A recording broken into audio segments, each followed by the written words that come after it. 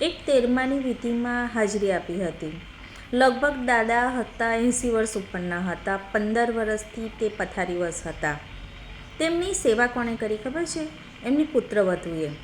દાદાને નવડાવવાનું, ધોવડાવવાનું, એમની પીછી સાફ કરવાનું, એમને ઊંચા નીચે કરવાનું. ખરેખર મેં કેટલા વર્ષોથી આંટીને દાદાની સેવા કરતા, સસરાની સેવા કરતા જોયા છે. ના તેમનો પતિ એટલે કે દાદાનો દીકરો એમને અડતો, ના દીકરાના છોકરા છોકરી, કોઈ નહીં, કોઈ સગું નહીં. માત્ર પેલા આંટી જ દાદાની સેવા કરતા હતા. હવે આટલા 15 વર્ષથી પથારીવશ રીબાતા દાદા, માત્ર એમનું ઘર જોયું હોય ને તો કેટલું હશે કહો?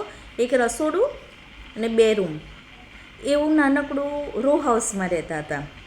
તેમ છતાં ક્યારેય કોઈ વાદ નહીં, વિવાદ નહીં, ફરિયાદ નહીં.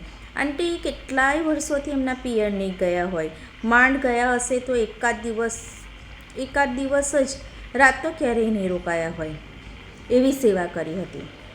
દાદા ગયા, ધામમાં પહોંચ્યા. સારું છે કે તેમને પીડાદાયક શરીરમાંથી મુક્તિ મળી.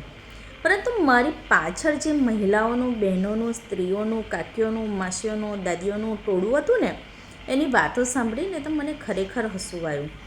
એક બેનની શું બોલે ખબર છે? દાદા છે ને, દાદાને ઘણું બધું બોલવું હતું, ઘણું બધું કહેવું હતું, પણ દાદાને કોઈ સાંભળનારું જ નહોતું. આ લોકો તો છે ને દાદાને સાંભળતા જ નહોતા. દાદા કશું બોલ્યા વગર જતા રહ્યા. એ સંડાસ કરે ને તો આ લોકોને ગંધાતું હતું.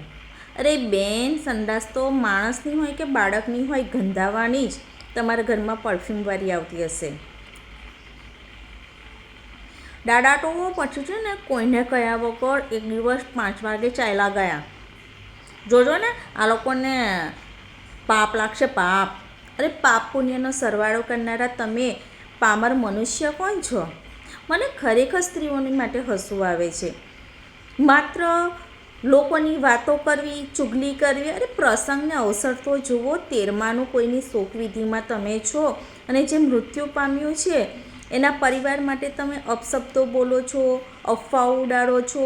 એ જે આત્મા, જે વડીલ મૃત્યુ પામ્યા છે એના જીવાત્માને દુઃખી થાય એવું કરો છો. એના કરતાં તમે આવા કોઈ પ્રસંગમાં, અવસરમાં, વિધિમાં હાજરી ના આપો તો સારું છે.